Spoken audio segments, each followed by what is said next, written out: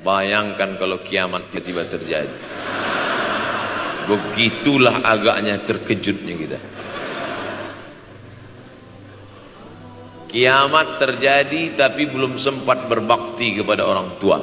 Dosa belum sempat meminta maaf. Silap dan salah berapa kali kita kencing di kainnya yang bersih. Berapa kali dia tidak jadi tahajud gara-gara kita menangis dari Isya sampai subuh. Pakai pengawet nangisnya. Tapi kita tak pernah sadar itu. Kita menganggap kita di dunia ini dibesarkan angin. Kita menganggap kita ini bangsawan, bangsa yang hidup di awan. Berapa kali dia tidak jadi sholat duha gara-gara kita kencing. Berapa kali nasi yang sudah mau disuap masuk ke mulutnya tak jadi. Bahkan dia tidak makan sama sekali. Dan berapa kali makanan dia belikan hanya untuk susu, hanya untuk menyenangkan kita. Pernah kita balas. Dan dia tidak pernah minta balas itu. Oleh sebab itu siapa yang mengingatkan? Abdul Somad diberikan judul berat ini. Judul yang paling berat ceramah tentang orang tua, tentang ibu, tentang ayah. Jarang saya mau menerima judul-judul pengajian. Ini pun dikasih tahu setelah sampai di sini. Maka saya belok-belokkan dikit. Air mata udah mau menetes, belokkan. Nanti kalau saya nangis di sini, siapa yang ceramah kalau saya nangis? Oleh sebab itu maka yang orang tuanya masih ada, beruntung dan bertuah, bawakan dia rumah makan. Ada sahabat saya namanya Ustadz Lukman di Pontianak, bukan Kuntilanak. Mereka punya program namanya Bawa Ibu ke Rumah Makan. Keren nama programnya. Bawa orang tua ke rumah makan.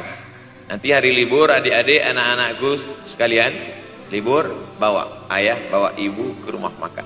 Ketika Ustadz Lukman cerita itu ke saya, Ustadz Somad, kita punya program baru nih. Apa nama programnya Ustadz? Bawa ibu ke rumah makan. Alhamdulillah Ustadz Lukman, seluruh rumah makan di Pekanbaru tempat tinggal saya itu, semua sudah saya bawa. Almarhumah saya bawa sup tunjang, saya bawa rendang, saya bawa goreng ayam, saya bawa goreng puyuh, saya bawa. Cuman ada rumah makan ular sawah itu yang tak saya bawa singgah. Lain dari itu sudah saya bawa. Tak ada penyesalan dalam hati, senangkan hatinya. Apa pakaian yang dia suka? Orang tua itu tidak minta yang besar, asal ada sih. Pulang dari Yogyakarta sampai ke rumah, ini tadi ada nampak sedikit tanda terkenang. Kalau banyak makan sendiri. Ketika dia senang melihat itu, bahagia hatinya, nampak senyum di tepi bibirnya, pada saat itulah rahmat Allah terbuka. Pada saat itulah ridha Allah datang. Mengapa sulit mencari pekerjaan? Mengapa payah mencari penghidupan? Salah satu yang mempersempit ridha Allah itu adalah karena tidak berbakti kepada orang tua.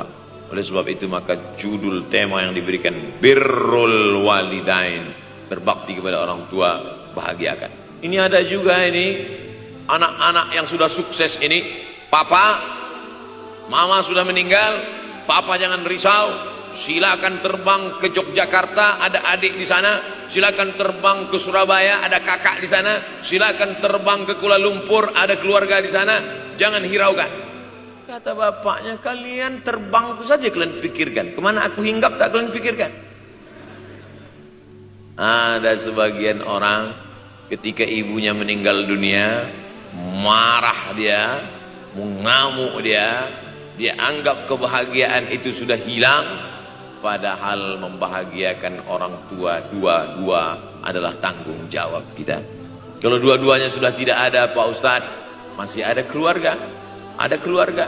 Al-khalah bimasabatil saudara ibu, kakak ibu, adik ibu, sama seperti ibu. Sambung lagi silaturahim. Buat dia senang, buat dia bahagia. Man ahabba yubsatalahu fi rizqihi, siapa yang mau lapang rezekinya, wa yunsa'alahu fi atharihi, dipanjangkan umurnya, falyasil rahimahu, hendaklah dia menyambung tali silaturahim. Saya ceramah di satu kota. Sampai di kota itu saya melihat rumah besar, megah, mewah, seperti istana. Cuman saya segan mau nanya.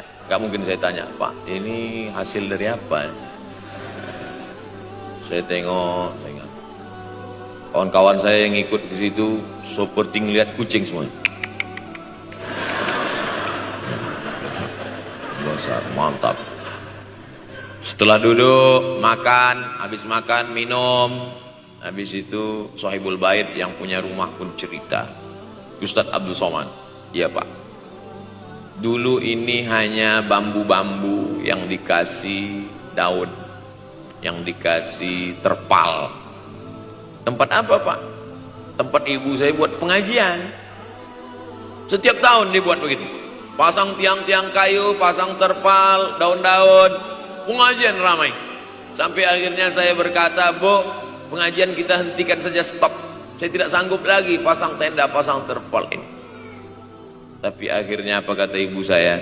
Nanti setelah saya tidak ada, pengajian ini terus kamu buat. Allah bukakan pintu rezeki Ustaz Somad. Inilah yang terjadi sekarang. Saya belikan orang tua saya itu rantai, saya belikan gelang, saya belikan cincin. Bulan depan saya datang, sudah nggak ada lagi. Mana gelangnya, Mak? Nggak ada. Mana rantainya, Mak? Nggak ada. Mana cincinnya? Nggak ada. Kemana? Itu kan emas mahal. Sudah saya jual. Untuk apa? Untuk bersedekah ke fakir miskin. Rupanya gelangnya, rantainya itu habis dia berikan sedekah fakir miskin. Tobatkah si bapak untuk berbakti? Tidak. Bulan depan dia belikan lagi. Sampai akhirnya diberikan Allah balasan melimpah ruah. Ternyata ini rahasia dari keberhasilan hidup. Karena menyenangkan hati orang tua. Saya tak sebut nama, saya tak sebut lokasi. Tapi yang mau berkunjung, nanti saya kasih lokasi tepatnya. Saya kasihkan nanti alamat dari Google. Saya kasih. Supaya melihat secara nyata, kalaulah rezeki itu hanya diberikan kepada orang yang bersungguh-sungguh, pergi pagi pulang petang, peras keringat banting tulang, maka tentu yang kaya itu adalah sapi yang membajak dari pagi sampai sore. Kalaulah kekayaan keberhasilan itu diberikan yang paling pandai memanjat, maka tentu yang kaya itu monyet. Tapi Allah berikan kepada siapa? Yang dia ridhai. Dan penyebab ridha Allah itu adalah karena orang tua yang senang hatinya. Yang sempat durhaka, tidak sempat minta maaf, meninggal dunia dia sudah, apa boleh buat? Kau sudah booking seat di neraka. Yang sudah sempat durhaka, tidak sempat minta maaf, meninggal dunia gara-gara dia pecandu narkoba, pemabuk, pezina, mati. Orang tua dalam keadaan susah. Berapa kali saya ketemu ibu-ibu selesai pengajian, pergi saya ke tempat parkir, ibu tua 70 tahun menangis. Ibu nangis kenapa, Bu? Anak saya Pak Ustadz. Kenapa dia? Disuruhnya saya jual tanah. Mama jual tanah. Untuk apa mama megang tanah? Udah tua aja pun jual. Mestinya anak itu yang menyenangkan hatinya di hari tuanya, bukan malah menyuruh jual tanahnya. Jual tanah supaya dia bisa bangun rumah, jual tanah supaya dia bisa menyekolahkan anak-anaknya. Na'udzubillah. Sudahlah tidak membahagiakan, malah menyusahkan. Ustaz, anak saya nyuruh saya jual tanah saya supaya dia senang, supaya dia dapat duit. Gimana nih Pak Ustaz? Mungkin si ibu berharap saya menjawab, ibu sabar aja ya Bu, sabar ya. Ibu salah tanya, Bu. Kalau mau sabar cari ustadz lain, ada spesialis sabar, bukan saya. Begitu dia kasih tahu, anak saya maksa saya jual tanah saya, Pak Ustadz gimana? Mana alamat rumah anaknya? Mana? Saya mau datang. Mana? Anak durhaka, neraka jahanam tempat kau.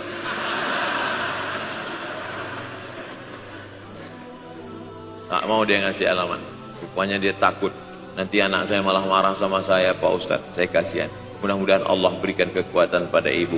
Tapi cerita ini bukan satu dua contoh kasus.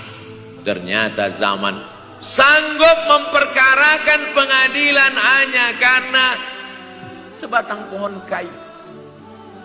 Atau cuma saya yang dapat berita aja? Adik-adik ada juga dapat kiriman itu? Sanggup memperkarakan sebatang pohon kayu. Padahal kalau kau jual semua kebunmu itu, belum tentu dapat menebus.